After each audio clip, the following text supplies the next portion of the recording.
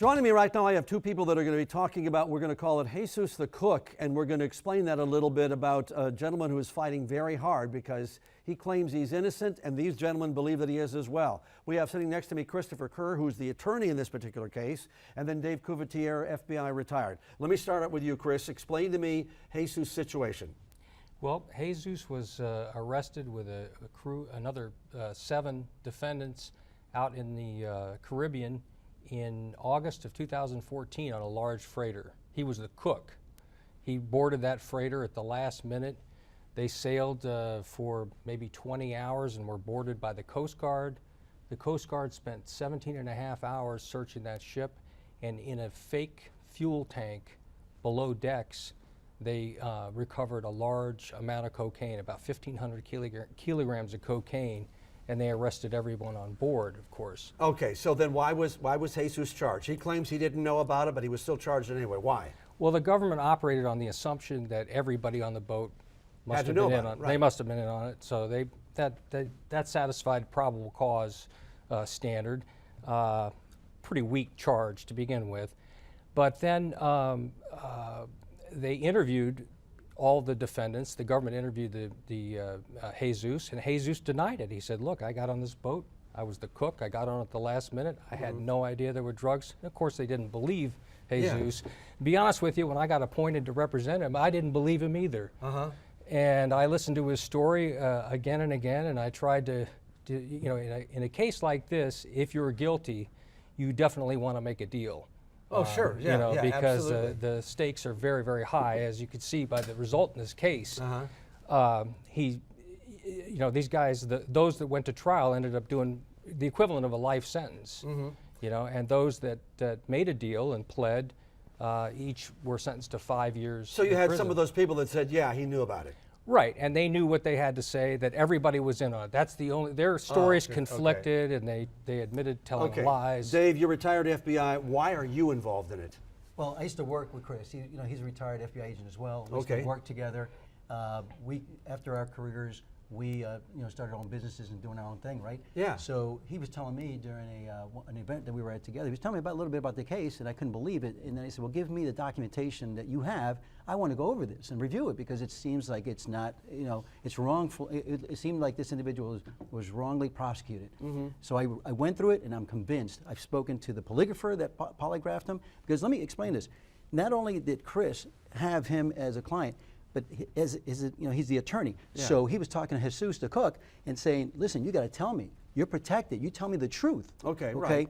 Because I have to figure out a strategy to defend you. Next thing you know, this guy from day one, Jesus, has been adamant, unequivocally, stating that he's not been involved with any of this activity, never even knew that was going on. So we got another FBI agent, a former agent who was the chief polygrapher, polygraph guy, the top guy who did polygraphs for the FBI, 2,300 polygraphs for the FBI, and for the U.S. Attorney's Office, and a very credible guy to come in and test him. Now, I didn't realize that polygraphs are admissible in a court of law. Well, in this case, they are in federal court, and it's at the discretion of the judge. Oh, and the judge said? The judge, we had a hearing, a lengthy hearing, and the judge allowed the polygraph to be admitted. Did they have, was this a jury trial? Yes. Yes. So the one thing about this was that Jesus the cook wasn't able to be tried by himself. He was tried with the captain of the boat group and 2 other individuals who all either indicated or intimated that they were involved with this, you know, situation and committed this crime. Jesus is the only one that, again, kept it, you know, to the point where he maintained he never had any knowledge, and if he did, he would cooperate, and he did cooperate. He not only took a polygraph that Chris called for to confirm what his feelings were on this, but he passed that with flying colors. So that information was given to the government and said, you can review this. It was reviewed by the government. It was reviewed by another independent individual. Now, who are these pictures we see? Are these kids? These Those are his grandkids. This is the grandfather we're talking about. Yeah. Those are grandkids. That's where they found the dope, right? Right, that's the compartment. Bolted compartment. And that's Jesus right there, the cook. So one would assume with a ship this large, it would be possible for him not to know about it, and especially you're talking about he was hired at the last minute, and there's also the evidence that if he was part of the group, they would have had to split the money with him. Absolutely. So by having one less person there, they would have been able to keep more of the money. And he's the lowest level. He's the cook, the lowest level guy. Yeah, did anybody, in quotes, on the investigation screw up, if I can use those words? No, that's screwed up because the intel folks, I know the operation, that the working group that does this type of work, and they do a great job. The intel is great, the investigation is great. What happened is prosecutorial discretion wasn't used, and that's why most prosecutors do have the choice of whether or not they charge somebody or what charge is going to bring. Once he passed the polygraph, they should have cut this one loose. Who was the prosecutor at the time? Well, I'll tell you this: not only did he pass the polygraph, but Jesus volunteered to be polygraphed by the government. Okay. He's doing everything. Who was the prosecutor? Joe Ruddy was the prosecutor. Okay, right. From Now, the U.S. Attorney's Office. So who can change this? Can the U.S. Attorney's Office go back and say, hey, we made a mistake, or we'd like to see this guy's sentence reduced? Because he's already in jail for 4 years, right?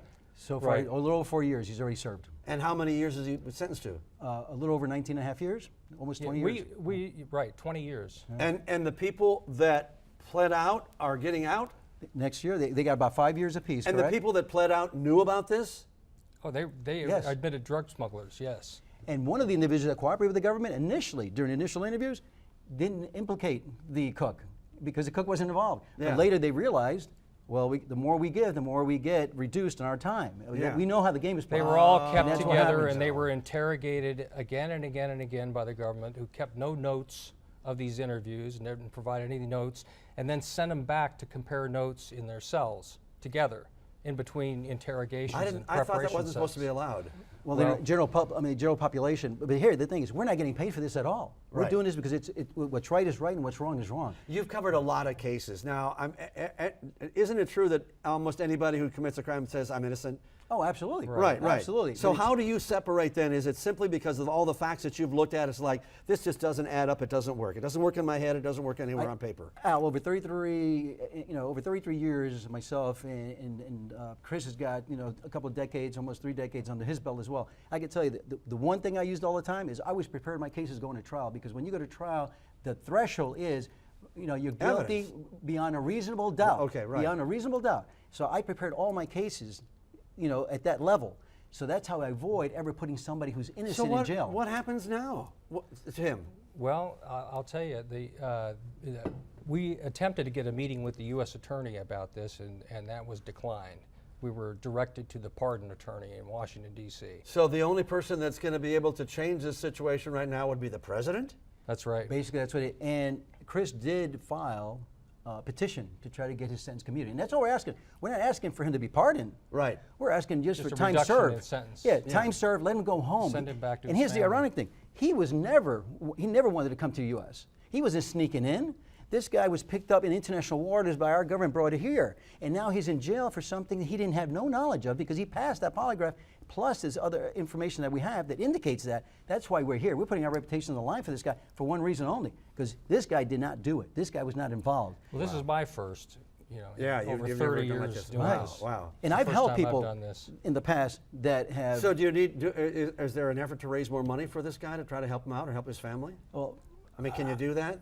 I don't know about the money situation. All we know is all we're trying to do is get him home, because all he wants to go is south of the border. He wants to head over. He doesn't want to be here. Right, the yeah. taxpayers are paying for this guy to be in federal prison when he didn't even commit the crime. And say this guy's full name, Jesus Angelo Mosquera. Mosquera. Very interesting case. And I've known you, Dave, for many, many years. So to see you very impassioned about this story, there must be something to it, and we'll just have to continue to follow it and see where it goes from here. Absolutely. And let me leave you with this. All Sure, we're asking appreciate for the public to do is help us out. It's just us two. We're just two civil servants, career civil servants, trying to do the right thing with the polygrapher. He's on board with us Do you too. have a website? How do they get hold of you? Yes, cdavenow@gmail.com. Okay. The letter C, Dave, and the word now, N-O-W, @gmail.com. And we're looking for anybody who has contact or access to the president, politicians. Help us on social media to get the awareness out there to maybe get the White House's attention. That's what we really Well, need. we'll continue to follow the story. We've with got you a guys. great justice system, but it doesn't always work, and it didn't work this time. Gentlemen, thank you for the story, and we'll follow up, I'm sure. Thank you very Al. much. Appreciate it. Thank you very much.